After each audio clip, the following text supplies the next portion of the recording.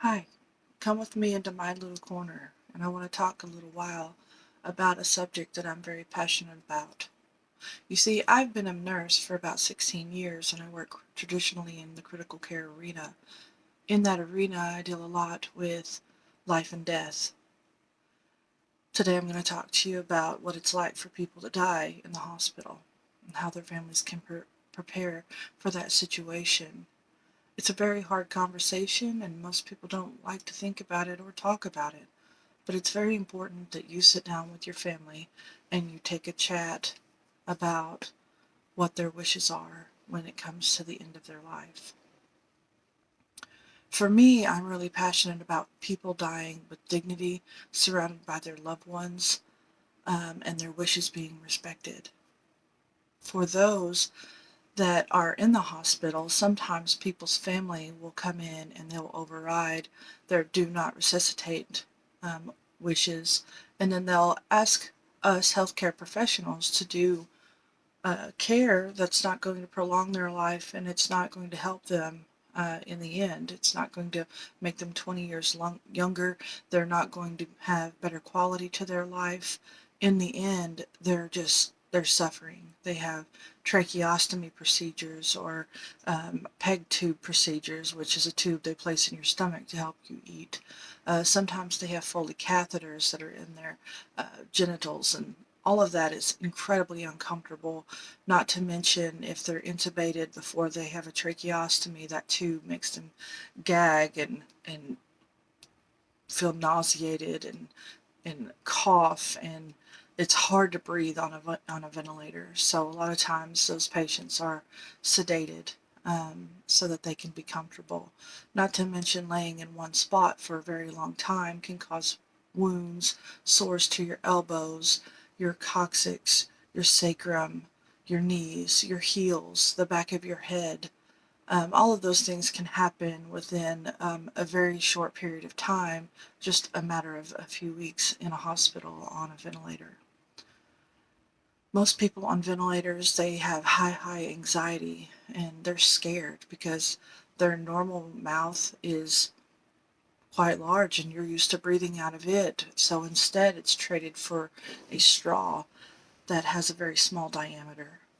It's very difficult to breathe. Even if they're getting plenty of oxygen, it still makes them feel like they can't breathe. It initiates their fight or flight response, which is very scary. And the last thing that anybody wants in their family member who's passing away is for them to be scared out of their mind. What I really wish is for folks to try and have that communication with their family about advance directives, which is a written piece of paper that says, I don't want chest compressions, I don't want medications, I don't want to be intubated, I don't want extra things, because if I'm dying, I want to be let to die. Some people are okay and they've come to grips with their mortality.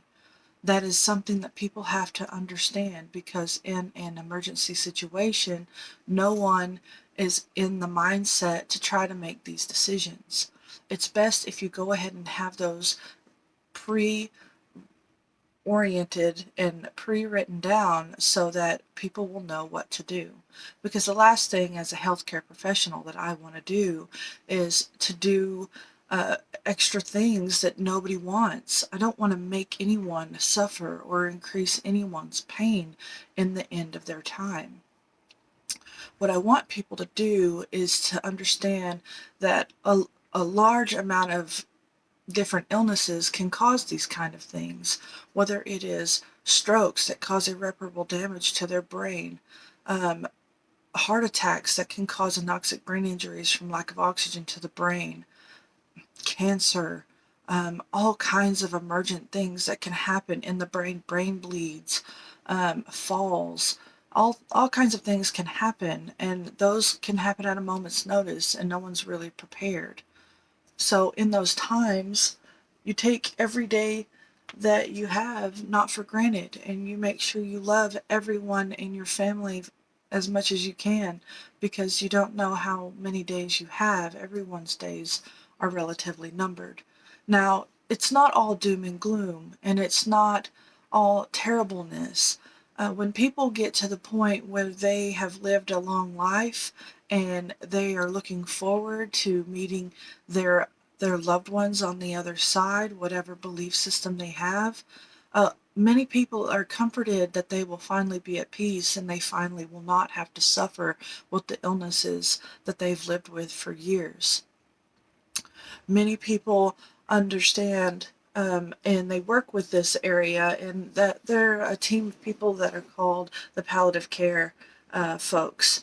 Now, I really appreciate palliative care. I think a lot of people have problems and misinformation about palliative care. What palliative care does is it helps people just make sure that the end of life decisions are known and that they've got a plan and that it's figured out, whether it's I don't want to die in the hospital, I want to die at home, or whatever situation occurs, I don't want to be intubated, their DNR practices, whatever their wishes are, whether they need a chaplain or they need a shaman or whoever they need in order to help them through this last part of their journey. Generally, nobody asks, for the illnesses and the bad things that happen to them. It just, unfortunately, it's a part of life, and we all have to come to grips with that.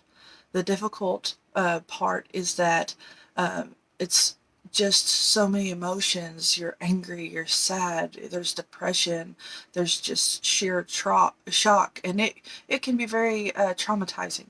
And so there's resources out there that can help people understand those processes, that when a palliative care worker comes in, they're not there to just say, okay, it's time to die, because that's not what they're there for. They're there for just to help create that plan, whatever that plan is. And all of us as healthcare professionals, we accept whatever choices and whatever decisions that people make. The goal is to not prolong unnecessary suffering. The goal is to understand that people die and it's a natural part of life. It's an unfortunate part of life, but it's 100% a natural part of life. And what you don't want to do is to put these extra holes and these extra tubes in people whenever there's not a way for them to continue to live or to continue to live a nice quality of life. Most people do not choose and do not want to lay in a bed. That is not quality for them. They want they don't care about the quantity of their days. They don't need hundreds and hundreds of days. What they want is good quality days surrounded by their family and loved. And so I have looked into some resources with the National Hospice and Palliative Care Organization, the National Academy of Sciences, and resources from the National Institute of Health. They are great resources for people to research and to look up the different aspects of palliative care and hospice. Generally, when people come in and they have an illness and they're able to go home, and they're able to go home on hospice, there'll be hospice nurses and they'll provide medications through a hospice physician, and they can live the last few days of their life with their family, which is the beautiful part of life, is your family. What I want to make sure and press upon people in this speech is that people do not need to unnecessarily suffer. They don't need to do things that are not going to save their life, that are not going to prolong and give them better quality. And so what folks don't need to decide to do is lean upon their emotions in that time. They need to make sure that the plans have already been talked about and they already know what they're going to do. And that way, when the unfortunate time does happen, you have some sort of preparedness to get you ready. Nobody wants to deal with death. Nobody wants their family members to die. It's just an unfortunate part of life. But what you do is you do the best thing that you can for them by making the best decisions you can for yourself, your family, and your loved one. You really want to respect their wishes. It's really about them. It's really about their life. It's really, really about their comfort and their dignity and their right to die. Thank you for listening to my talk, and you have a good day.